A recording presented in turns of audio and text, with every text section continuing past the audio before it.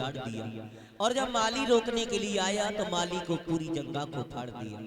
माली रोता हुआ हरिश्चंद्र के पास पहुंचा, बोले महाराज बाग में एक सूकर आया है, उसने सारी बगिया को उजाड़ दिया और जब मैंने उसे रोका तो मेरी जंगा को फाड़ दिया। बोले कोई बात नहीं है माली, लौट जाओ लौट जाओ, ये शाम का समय है, किसी को दुख नहीं देना चाहिए। और बोले शाम के समय में अगर दुश्मन भी दरवाजे पर आ जाए तो उसका भी सम्मान करना चाहिए, हम सुबह आएंगे, आप जाओ। हरिश्चंद्र जब सवेरा हुआ है चले हैं, बाग को घेरवा लिया चारों तरफ से। लेकिन हरिश्चंद्र ने एक बात कही है, सुनो, किसी के सामने से अगर सूकर होके निकल गया तो हम उसे सजाए मौत देंगे। विश्वामित्र सोचने लगा हम किसी सिपाही के सामने से क्यों निकलेंगे, क्यों ना तुम्हारे सामने होके निकले।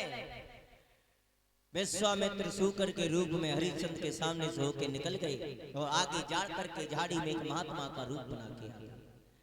हरिश्चंद्र कहने लगे महात्मा जी जय सिया राम। बोले खुश रहो चिरंजीवी रहो, एक बात बताओ, आपने कोई सूकर जाते हुए देखा? विश्वामित्र कहने लगे तुम क्या करोगे सूकर का? बोले हम उसका वध करेंगे। क्यों, आप कौन हो? बोले हम हरिश्चंद्र हैं। बोले वही हरिश्चंद्र सत्यवादी राजा हरिश्चंद्र? बोले हाँ। बोले तुम्हें सत्यवादी नाम दिया किसने? जब तुम एक सूकर का वध कर रही हो सत्यवादी हुए कैसे? महाराज मैं तो आपके पास आस लगा के आया हूं। क्या आस लगा के आए हो?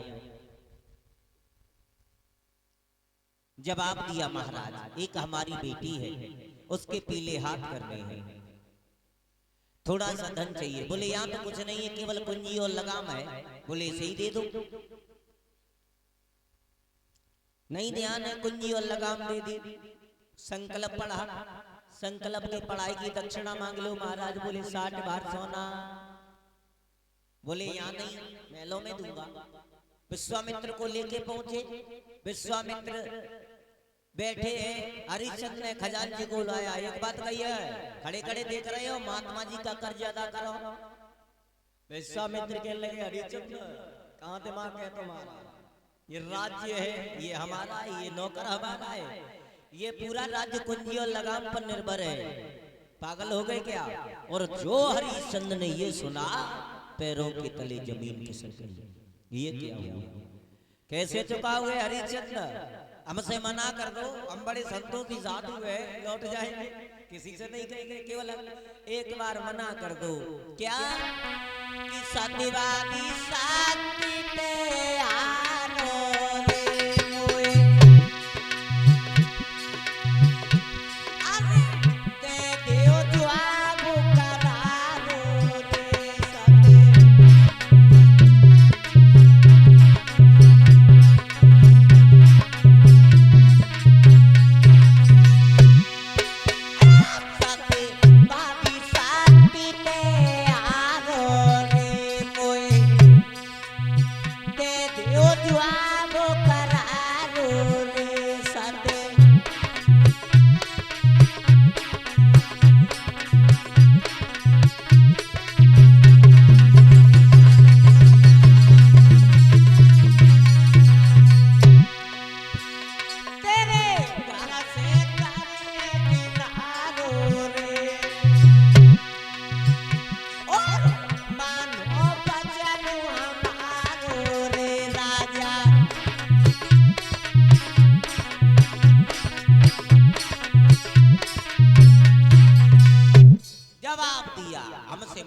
अब लौट जाएंगे, हम बड़े संतोषी साधु हैं, किसी से कहेंगे नहीं, सिर्फ एक बार कह दो कि हम दे नहीं पाएंगे। बोले नहीं, चाहे महाराज हम बिच जाएं, मैं खुद बेच जाऊंगा, अपनी पत्नी को बेच दूंगा, अपने पुत्र को बेच दूंगा, लेकिन आपका कर्ज अदा जरूर करूंगा। बोले अपनी पत्नी पे इतना विश्वास है? बोले मेरी पत्नी ऐसी नहीं है। हरिश्चंद्र पागल नहीं बनो, ये सब दुनिया के नाते हैं, कोई किसी का नहीं है यहाँ पर।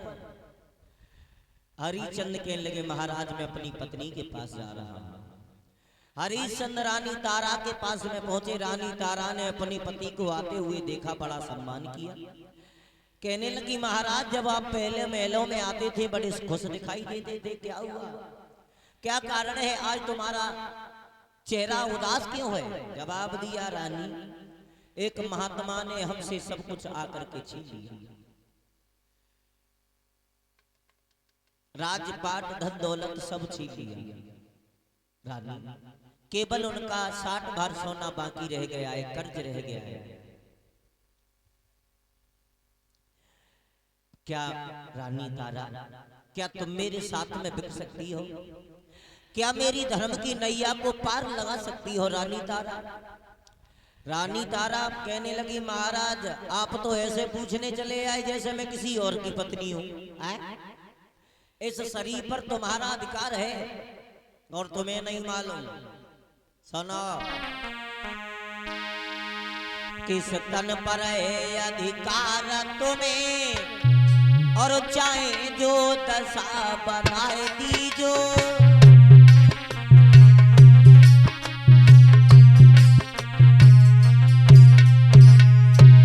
महाराज इस तन पर है अधिकार तुम्हें, चाहे जो दशा बनाए दीजो।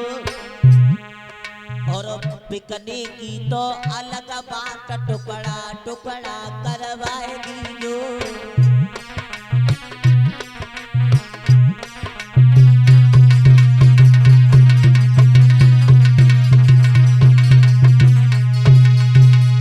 महाराज बिकने की तो बात बहुत बड़ी है, अगर आप मेरे शरीर के टुकड़े भी करवा देंगे फिर भी आपसे कुछ नहीं कह सकती। इस शरीर पर तुम्हारा अधिकार है, इस तन पर है अधिकार तुम्हें, चाहे जो दशा बनाए दीजिए।